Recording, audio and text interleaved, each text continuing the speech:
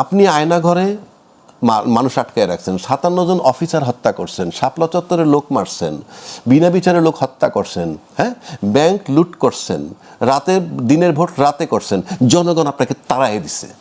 আপনার খাইচ্য দোষে আপনাকে বের করে দেয়া হয়েছে, ইট ইজ নট -1। তারপরে যখন আপনার বিরুদ্ধে জেল হইল, মৃত্যুদণ্ড হইল, আপনার প্লটের দুর্নীতি নিয়ে আপনার ছেলে এবং মেয়ের দণ্ড হইল, এই কারণে আপনার আসছেন না। আপনি দণ্ডের কারণে আসছেন না, এটা কি -2?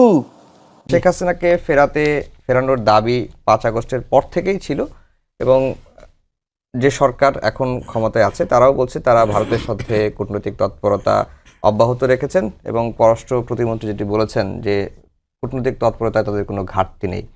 এমন প্রেক্ষাপটে রয়টার্সের যে সাক্ষাৎকার শেখ হাসিনার, এবং তিনি যেটি বলেছেন যে ডিসেম্বরের মধ্যেই তিনি দেশে আসবেন, এসে আত্মসমর্পণ করবেন, অন্য নেতাদেরকে তিনি একই নির্দেশনা দিয়েছেন।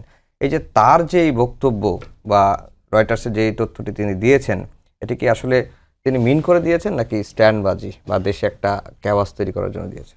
জি, ধন্যবাদ। যে যেখান থেকে আমাদের দেখছেন এবং শুনছেন সবাইকে আমার সালাম, এবং আমার সহ আলোচকদেরও আমার সালাম। দেখেন, এই হাসিনার এই ঘোষণাটাকে আমি মনে করি যে মাল্টি ডাইমেনশনাল, মানে একাধিক দৃষ্টিকোণ থেকে দেখবার সুযোগ আছে, দরকারও আছে। তা আমি অল্প অল্প করে বললি আপনার বোঝা হবে। প্রথম কথা হলো, হাসিনা যখন কথা বলে এসেনশিয়ালি মিথ্যা কথা বলে, এটা আমাদের ধরে নিতে হবে। যেখানে দরকার নাই সেখানেও সে মিথ্যা কথা কয়। আর তার দেশে ফেরাটা একটা জরুরি রাজনৈতিক প্রসঙ্গ, সেই বিষয়ে সে যখন কথা বলে সে সত্য বলবে, এটা বিশ্বাস করার কোনো কারণ নেই। ফলে এটাকে একটা মিথ্যা কথা, সে যেহেতু মিথ্যা কথা বলাটাই তার জন্য স্বাভাবিক, প্রাকৃতিক নিয়মের মতো। ফলে সে যখন কথা বলে মানেই মিথ্যা বলে, এটা ধরে নিয়ে আমাদের আলাপ শুরু করতে হবে। তারপরেও সম্ভাব্যতা বিচার করে আমরা দেখি, আচ্ছা ধরেন সে ডিসেম্বরে ফিরবে, সম্ভাব্যতা সে ফেরার ঘোষণাটা রয়টার্সের আগে আমাদের এখানে ব্যারিস্টার রুমিন ফারহানা কিন্তু এক ধরনের জানিয়ে দিয়েছেন তার ফিরতে কোনো আইনি বাধা নেই। কেন আইনি বাধা থাকবে? তারে ফেরানো হোক, আপনি যেরকম প্রশ্ন করলেন, সেটা তো একটা গণদাবির বিষয়। এটা নিয়ে আন্দোলন পর্যন্ত হয়েছে হাসিনাকে ফেরানোর জন্য। এখন কথা হলো, এটা আওয়ামী লীগ চায় কিনা হাসিনা ফেরুক। যারা রাজনীতি করে আওয়ামী লীগের, তাদের একটা বড় অংশই চায় না হাসিনা ফেরুক, কারণ হাসিনা তাদের সাথে প্রতারণা করে তাদেরকে বিপদের মুখে পালাইছে তার লুটেরা চক্রটাকে সাথে করে নিয়ে। তো ফলে আওয়ামী লীগের মধ্যে হাসিনাকে ফেরা নিয়ে আপনার বিভক্তি আছে। অন্যদিকে হাসিনা যে ফিরতে রাজি হচ্ছে, এটা কেন রাজি হচ্ছে এতদিন পরে, বা এতদিন পরে এই ঘোষণা রয়টার্সকে তাকে জানাইতে হচ্ছে কেন, কার স্বার্থে রাজি হচ্ছে? Hasina become a global burden. এখন ভারত বাংলাদেশ সম্পর্ক উন্নয়নের ক্ষেত্রে একটা প্রধান বাধা হইল হাসিনা। আপনি ধরেন, ভারত কি চায়? ভারত চায় যে তার নিরাপত্তার জন্য তার আশেপাশের দেশগুলো হুমকি হবে না। তো সেটা একইভাবে বাংলাদেশও চায়। এখন একটা কনভিক্টেড আসামিকে রেখে তাকে ভিআইপি মর্যাদা দিয়ে পরিপোষণ করে আপনি তো এটা আশা করতে পারেন না যে বাংলাদেশ আপনাকে সহযোগিতা করবে আপনার নিরাপত্তার রক্ষার্থে। অবশ্যই বাংলাদেশ সহযোগিতা করবে, সেই সহযোগিতার সুযোগ তো আপনাকে করে দিতে হবে, কনভিক্টেড আসামিকে ফেরত দিতে হবে। ফলে বাংলাদেশের সাথে ভারতের যে ওয়ার্কিং রিলেশন, এটা ডেভেলপ করার সেক্ষেত্রেও হাসিনা একটা বাধা। ফলে হাসিনা এখানে ফিরতেছে, সেটা আওয়ামী লীগের স্বার্থে না, তার রাজনীতির স্বার্থে না, দেশের সাথে তো নাই, বরং এটা ভারতের প্রয়োজনে। ভারত তাকে এখানে যেরকম রাইখা ব্যবহার করছে, এখন যদি ফেরত দেয়। আর ফেরার ক্ষেত্রে আরেকটা জায়গা বলি, এখানে হাসিনা ফেরার পরের পরিস্থিতিটা কি হবে? পরিস্থিতিটা, সে তো আসামি, তাকে তো অ্যারেস্ট করে ধরেন নিয়ে আসতে হবে। এখানে তারা বলতো না যে 5 লাখ 10 লাখ লোক মারা যাবে। ফলে এখানে হাসিনা আসার ফলে এখানে আমরা একটা পোস্ট আওয়ামী এরাতে আসি। ইলেকশনের পরে এখানে নৌকা মার্কা ছিল না, কিন্তু মানুষ ভোট টোট দিয়ে যার যার মতো করে সমাজ এক ধরনের পুনর্বাসন প্রক্রিয়া শুরু হয়ে গেছে, যেটা ট্রুথ অ্যান্ড রিকনসিলিয়েশনের মধ্যে দিয়ে হওয়ার কথা ছিল, সেটা নির্বাচনের মধ্য দিয়ে হয়েছে। তো এখন এইখানে হাসিনা আসার মধ্য দিয়ে এই যে প্রশাসনের নানা জায়গায় আওয়ামী লীগ রয়ে গেছে, তাদের মধ্যে একটা কনফিডেন্স জোগানোর চেষ্টা করা যে তোমরা এখনই ধর্মান্তরিত হইও না, আওয়ামী লীগ আঁকড়ায় ধরে থাকো, আমি আসতেছি।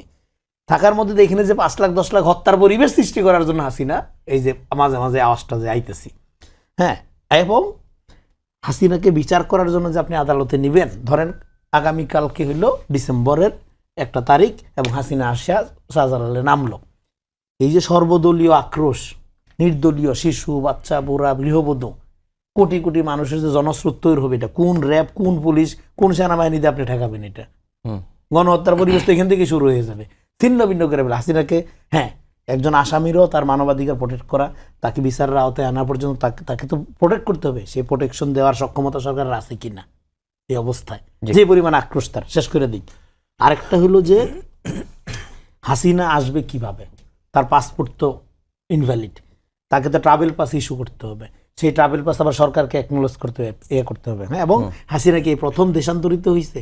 দেশান্তরের প্রথম মানে, এর আগেও তো সে মিথ্যা কথা বলে আসছিল যে তাকে সরকার আসতে দেয় না, অনুমতি দেয় না। আজকে প্রথম আলোতে লিখছে, কলাম আছে, তখনও সে এসে মিথ্যা কথা বলছে, সরকার তাকে ঢুকতে দিচ্ছে না। নো, সরকার তাকে ঢুকে, সে ইচ্ছা করে ঢুকে নেই তখন, মানে গতবারের কথা বলছে। এইবার সে আছে ভারতে কোন স্ট্যাটাসে, এটা আগে পরিষ্কার করতে হবে তাকে। আওয়ামী লীগের যারা কথা বলতেছে বা আওয়ামী লীগের যারা করতেছে, হ্যাঁ, ফলে তাকে এখানে ট্রাভেল পাস নিয়ে আসতে হবে, সেই ট্রাভেল পাসটা এখানে অ্যাকসেপ্ট করতে হবে। ফলে তার ভ্রমণ কিছু জটিলতা আছে, যেটা সরকারের সাথে কোলাবোরেশন করতে হবে। আরেকটা হলো যে এই সব কিছুর মধ্যে পরে যেটা আমরা বলছিলাম যে আওয়ামী লীগ যে 15 বছরের জিনিসটা যদি এক পাশে রাইখাও যদি আমরা আলাপ করি, শুধু জুলাইয়ে যে ছাত্র জনতার উপর গণহত্যাতে সামিল হইল, এটা কি শেখ হাসিনার পার্সোনাল খায়েশ ছিল? এটা তো কোনো পার্সোনাল ব্যাপার ছিল না, এটা তো সাংগঠনিক সিদ্ধান্ত ছিল। তার সাংগঠনিক সিদ্ধান্তের ফলে তার সমস্ত অঙ্গ সংগঠন সশস্ত্রভাবে ঝাঁপায়ে পড়ছে সাধারণ নিরস্ত্র মানুষের উপরে। এবং জুলাই গণ অভ্যুত্থানের মোরাল হাইটটা কেন এত উপরে? এটা নিরস্ত্র জনগণের বিরুদ্ধে সশস্ত্র আওয়ামী পুলিশ ক্যাডারের আপনার গণহত্যা ছিল। জি, ফলে এই প্রত্যেকটা জিনিস, প্রত্যেকটা পয়েন্ট একসাথে আমলে নিয়ে হাসিনা ফেরার কনসিকুয়েন্সের সাথে বাংলাদেশের অস্থিরতা শুরু হওয়া এবং এই কান্ট্রি উইদাউট আওয়ামী লীগ, এই জায়গায় যে বাংলাদেশের রাজনীতির যাত্রা শুরু হয়েছিল, সেই ক্ষেত্রে এনসিপি, জামাত এবং অন্যান্য যারা সরকারি দল, তাদের প্রত্যেকের জন্য একটা চ্যালেঞ্জ হইল। আমি যেটা বলছিলাম, সে বাণী চিরন্তনী দিয়ে শুরু করি, আগামী দিনে দলগুলোর জন্য রাজনীতি নির্ধারিত হবে আওয়ামী লীগ প্রশ্নে কে কি পজিশন নেয় তার আলোকে। এটা 5 তারিখের পরপর বলছিলাম, এখনো আমি একই কথা বলে এই পর্ব শেষ করলাম। জি, প্রিন্স ভাই, যেটি শেখ হাসিনার যে ফেরার পরিকল্পনা, রয়টার্সের যে খবর, এবং রনি ভাই যেটি বললেন যেটি একটা মাল্টি ডাইমেনশনাল ভাবেই ব্যাখ্যা করা যায়, এবং তিনি সে বেশ কয়েকটি প্রশ্ন তুলেছেন। আসলে আওয়ামী লীগ কি চায় যে হাসিনা ফিরুক, এটা একটা প্রশ্ন তুলেছেন। আর ভারতের প্রয়োজনে কি হাসিনাকে বাংলাদেশে ফেরাতে পারে, এ ধরনের প্রশ্ন কিন্তু আছে। না, আপনাকে ধন্যবাদ। আমি বিশিষ্ট আলোচকদেরকে ধন্যবাদ জানাচ্ছি, যারা শুনছেন শুভেচ্ছা জানাই। দেখেন, আমার বিবেচনায় ছোট ছোট করে বললে, প্রথমে এইটা দেখবেন যে আমাদের দেশের রাজনীতিতে একটা কথামালার ছড়াছড়িটা একটা প্রধান বিষয় হয়ে দাঁড়ায়। এবং এর আমি জেনারেলি বলছি আর কি, যে তার কতটুকু কখন এটার বাস্তব প্রয়োগ হবে, অনেক বিষয়ে এটা আগে থেকে কেউ বলতে পারে না। এইটা আপনি প্রথমে মনে রাখবেন। এবং এই ধরনের কথামালাটা প্রধানত হয় নিজেদেরকে উজ্জীবিত রাখা এবং নিজেদের কণ্ঠটা জারি রাখার জন্যই প্রধানত হয়। তো এখন আওয়ামী লীগ যে পর্যায়ের মধ্যে আছে, তাদের জন্য তো এটা আরো জরুরি হয়ে দাঁড়িয়েছে, কণ্ঠ জারি রাখা, অন্যান্য কাজগুলো করা। সেটা একটা প্রথম বিবেচনা রাখা দরকার। আপনি এটা শুধু না, অন্যান্য কথাগুলো দেখবেন। এইবার আমি আসি, এই যে আসার কথাটা হলো, দেখলাম আমিও যে একটা মিডিয়ার মাধ্যমে, এবং আপনি সরকারের কিছুদিন আগে, যদি আমি ভুল না করি, যে শামাউবায়েদ, তিনি তাকে জিজ্ঞেস করার পর উনি বলছিলেন যে হ্যাঁ, আমরা চেষ্টা করছি কিন্তু কোনো অগ্রগতি নাই। তার মানে এটা কিন্তু আমাদের আইন আদালতের বিবেচনা করে যে কূটনৈতিক অগ্রগতির মধ্যে, সেইটার সাথে এটার কোনো সম্পর্ক নাই, এটা বোঝা যায়। এইবার এটাকে আমার বিবেচনায় যে 3টা ফ্যাক্টরকে বিবেচনা না করলে আমরা এটা নিয়ে হয়তো আলোচনায়, আমার বিবেচনায় অন্য গুরুত্বপূর্ণ আলোচনার বাইরে এটা আলোচনা করতে পারি, কিন্তু তাতে হয়তো আমাদের রাজনীতি এবং অন্য জায়গায় খুব একটা ফয়দা নাই, কিন্তু আলোচনা করতেই হয়, উপায় নেই। একটা হচ্ছে, এখনো পর্যন্ত ব্যক্তি, তিনি আওয়ামী লীগের নেত্রী, সভাপতি তো বটেই, সুতরাং আওয়ামী লীগের ডিসিশনটা কি নেবে সেটা তো আমরা কেউ জানি না। এটা এক, ব্যাখ্যার দরকার নেই। 2, আমাদের এটা মনে রাখতে হবে, এটা দেশি বিদেশি নানা ধরনের গ্রুপ আছে, ডিপ স্টেটের কথা শুনি, এবং এই নানা ধরনের বিষয় আছে। এর মধ্যে অবশ্যই তিনি সেই যে দেশ আছেন, সেই দেশের ভূমিকাটাও আছে। সুতরাং এইটার উপরে কিন্তু অনেক কিছু নির্ভর করছে, এবং সেই তাদের এই ভূমিকাটা নির্ভর করে কিন্তু অন্তত পক্ষে অনেকগুলোর বাদে যদি 2টা দিক ঠিক আমরা চিন্তা করতে পারি।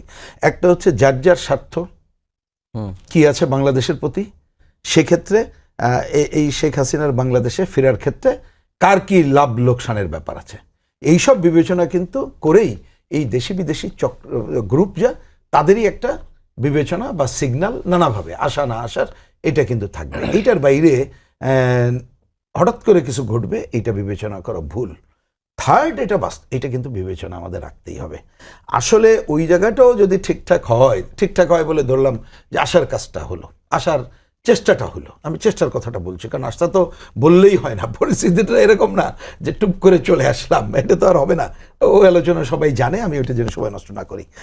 এর জন্য অন্তত পক্ষে আমাদের দেশের বাস্তব পরিস্থিতিটা কি, মানে যখন তিনি যদি চান্স নেন, আমি চান্স নেওয়া বলতে চাইছি আর কি, দেশের বাস্তব পরিস্থিতি, তার মধ্যে এই বাস্তব পরিস্থিতির অন্ততপক্ষে দুইটা জরুরি ফ্যাক্টর, একটা সরকারের অবস্থান কি, আর একটা হচ্ছে জনগণের মনোভাব কি, সেই ব্যাখ্যা আপনি আপনার হিসাব মতোই করতে পারেন। কারণ জনগণ যদি, কথার কথা আমি এটা হাইপোথেটিক্যালি বলছি, যে খুব ক্ষুব্ধ, কোনোভাবেই ঢুকতে দেবে না, তাহলে তো অন্য জিনিস। আবার হইল এই সরকার এবং অন্যরা মিলায় এমন তালগোল পাকায় ফেললো, সরকার এবং জনগণই ক্ষুব্ধ হয়ে তার প্রতি সমর্থন জ্ঞাপন করে। আমি তো কোনোটাই, মানে আমি বলছি না, আমি জেনারেল ফর্মে বলছি, কোনটা হবে আমি সেটা না, এখনকার পরিস্থিতি বিবেচনা করলে আমরা জানি কি হইতে পারে, সেটা একটা ফ্যাক্টর। আর দাঁড়াবে সরকারের ভূমিকা, কারণ ন্যাচারাল যদি কোনো এই ধরনের যিনি আইনে দ্বারা দণ্ডিত আসলে তো আপনাকে তাকে নিরাপত্তা দিয়েই তাকে জেলে নিতে হবে, এটাই তো প্রধান কাজ। তার আগে ট্রাভেল পাস দিতে হবে অন্তত পক্ষে, এইটা কিন্তু খেয়াল রাখতে হবে। এবং কারণ এই ফ্যাক্টরগুলো আপনি বিবেচনা, আমরা পরিস্থিতি যখন চিন্তা করবে তখনকার পরিস্থিতির উপর নির্ভর করবে। কিন্তু আরেকটা কথা মনে রাখতে হবে, যেটা আমি প্রথমে না বলে ইচ্ছা করে সেটার জন্য রেখেছি। দেখেন, যে জিনিসটা অন্ততপক্ষে আমার দিক থেকে বলতে পারি, আমার কাছে কিন্তু এখনো সুনির্দিষ্ট, খুব গভীর বিশ্লেষণ থেকে যদি বলি, সেই উত্তর আমি জানি না আপনাদের কাছে একেবারে, আমি বলছি কি একেবারে আপনি সূক্ষ্মত বিবেচনা করে উত্তর আছে কিনা, যে তিনি যে এখান থেকে গেলেন, আমরা তো জেনারেলি বলি যে এত বড় একটা অভ্যুত্থান তিনি যেতে বাধ্য হয়েছেন, পালিয়ে গেছেন, অনেক কথা বলি, সেটা অন্য আলোচনা, ঠিকই আছে। কিন্তু এইখানে যে প্লেনে চড়ে তিনি গেলেন, কাদের সম্মতিতে, এবং ওইখানে যাওয়ার পরে তারা যে অভ্যর্থনা জানালো, এইটাকে তো আপনি হেলাফেলা করতে পারেন না। সুতরাং এই যে ঘটনাবলী, সেই তাদের ভূমিকাটা কি, সেইটাকে বাদ দিয়ে কোনো জায়গায় বাংলাদেশে আসা জিনিসটা এত সহজ করে যদি খুব বিবেচনা করি, তাহলে এটা বোধহয় বাস্তবসম্মত হয় না। জি, ফরিদুল হক ভাই, রনি ভাই বলছিলেন যে আওয়ামী লীগ প্রশ্নে গণঅভ্যুত্থানের অংশীজন যে দলগুলো আছে, বিএনপি, জামায়াত, এনসিপির ভূমিকাটা কি হবে সেটার উপর নির্ভর করছে তাদের ভবিষ্যৎ রাজনীতি, এটি একটি দিক। আর প্রিন্স ভাই বললেন যে ডিপি স্টেট এবং ভারতের উপর নির্ভর করছে অনেকগুলো বিষয়, দেশের পরিস্থিতি এবং দেশের বাস্তব পরিস্থিতির উপর নির্ভর করছে তার দেশে ফেরা, বা তার যে দেশে ফেরার যে চান্স নেওয়া, এগুলো। জি, ধন্যবাদ সম্মানিত সহ-আলোচক এবং দর্শকদেরকে শুভেচ্ছা জানাচ্ছি। সেটা হচ্ছে যে আমি ওই সাক্ষাৎকারটা পড়েছি আজকে দুপুরের দিকে, সম্ভবত এটা হয়েছে, পাবলিশ হয়েছে। ওখানে একটা ইন্টারেস্টিং, মানে আপনার ওই দুইটা প্রশ্নের ভেতরে ওই শব্দটা আমি খুঁজতেছিলাম। ইন্টারেস্টিং কথা উনিও বলেছেন, ওই সাক্ষাৎকারের বরাতে যেটা বলা হয়েছে, জনগণ চাইলে কিংবা জনগণ বিচার করবে, এই ধরনের একটা কথা। জনগণ তো 5 তারিখে বিচার করে দিয়েছে। যখন জনগণ লং মার্চ টু ঢাকা দিল এবং হচ্ছে গণভবনের উদ্দেশ্যে লং মার্চ হলো, তখন ওনাদের তো লক্ষ লক্ষ কোটি কোটি নাকি লোক, 5,000 মানুষ হতো যে গণভবনে ওনার পক্ষে দাঁড়ায়নি, যে না আমরা তাকে রক্ষা করতে চাই, 5,000 মানুষ হতো দাঁড়ায়নি। তো জনগণের বিচার হয়ে গেছে, জনগণের বিচারের যে কথা, এই কথা নেই। এখন আপনার এই প্রশ্নের মধ্যে আমিও আর একটা পাল্টা প্রশ্ন তুলে উত্তরটা দিই, সেটা হচ্ছে জনগণ কি চায়।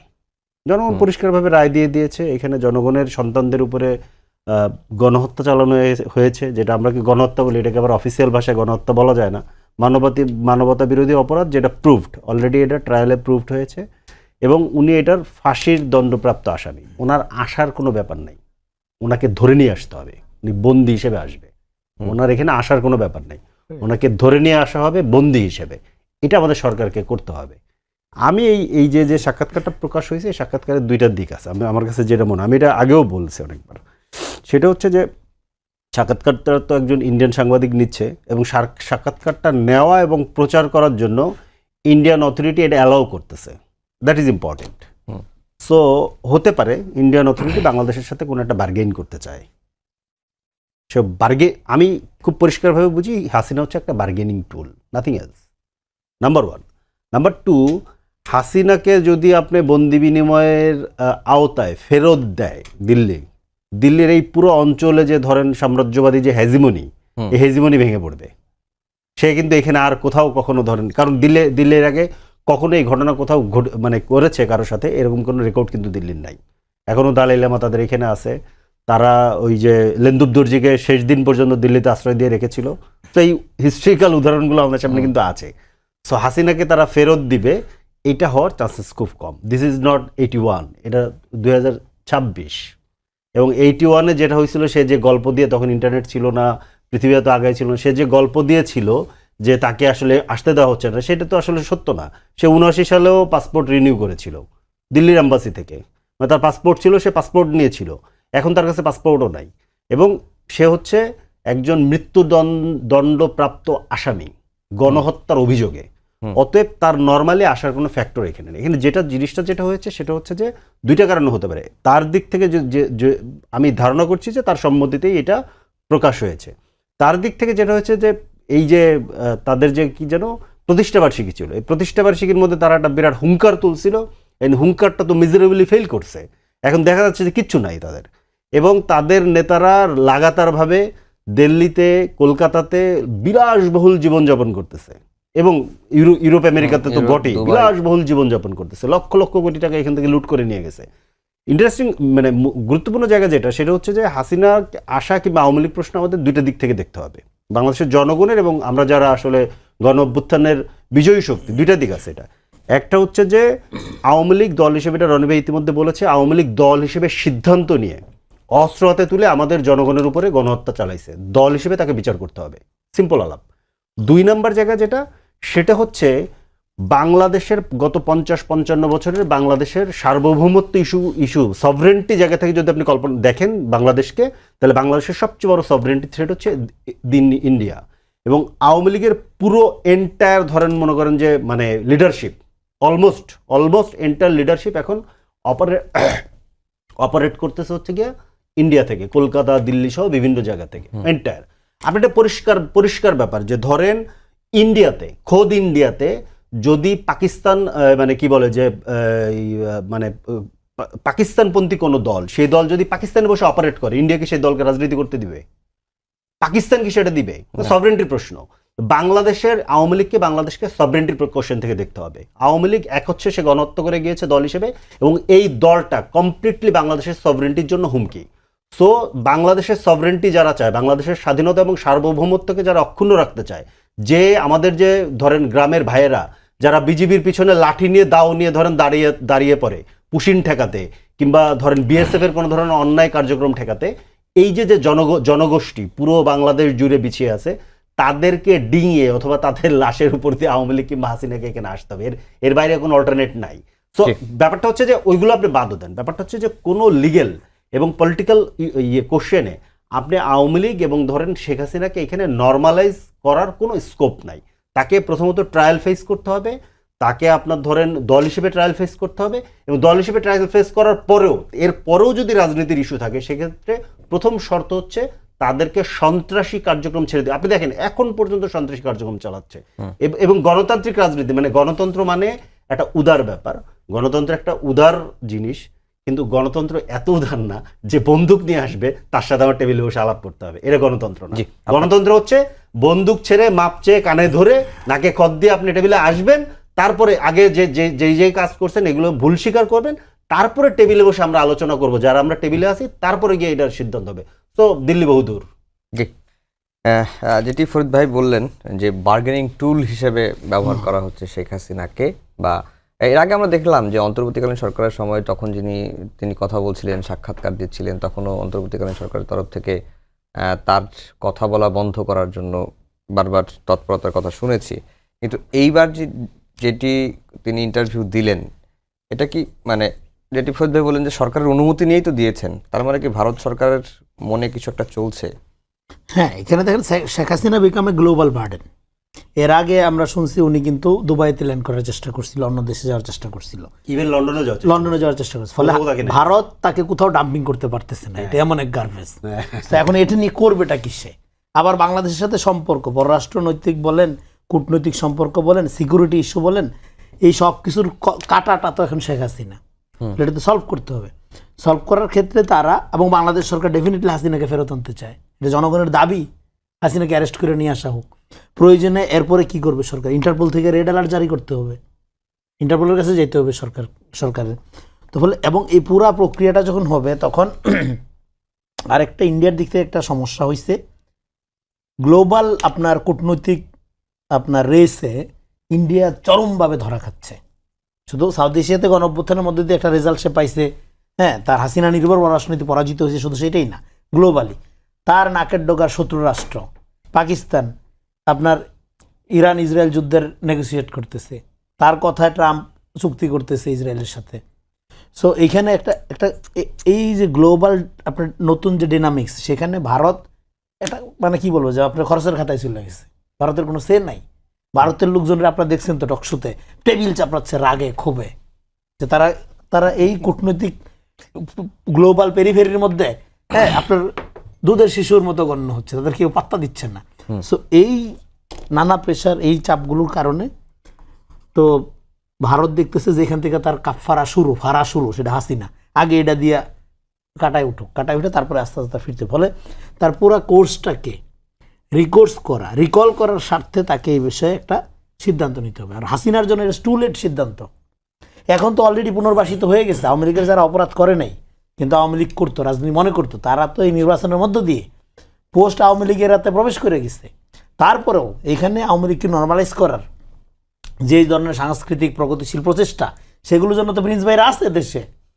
আপনার যদি সাংস্কৃতিক ধরেন আপনি একজন প্রগতিশীল সংস্কৃতি চর্চা করবেন, করবেন, সেটার জন্য এখানে একটা ডেমোক্রেটিক সরকার আছে, সেটাও যদি না পোষায় এখানে প্রোগ্রেসিভ ফোর্স আছে, তো রাজনীতি করতেছে, তো তারা আপনাদের শেল্টার দিবে, সমস্যা নাই। তো প্রিন্স ভাইয়ের দায়িত্ব হ্যাপিলি তুলে নিবে, আওয়ামী লীগের এই জন্য কোনো দরকার নেই। ফলে আপনারা যারা আওয়ামী লীগকে রাজনীতি মনে করেন, হ্যাঁ, এই যে ধরেন কয়েকদিন আগে শাওনের মতো লোকজন কথাবার্তা বললে বা করে, দরকার নাই তো। এখানে গণতন্ত্র মনা, প্রোগ্রেসিভ, কালচারালি খুবই রিচ এরকম পলিটিক্যাল পার্টি আছে, হ্যাঁ, প্রিন্স ভাইয়ের আছে, আর অনেকেই আছে।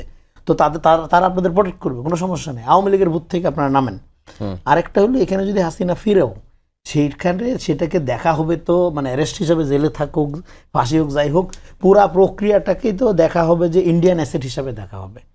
এবং সেক্ষেত্রে ইন্ডিয়ার ব্যাপারে এখানে তো একটা ফয়সালা হয়ে গেছে।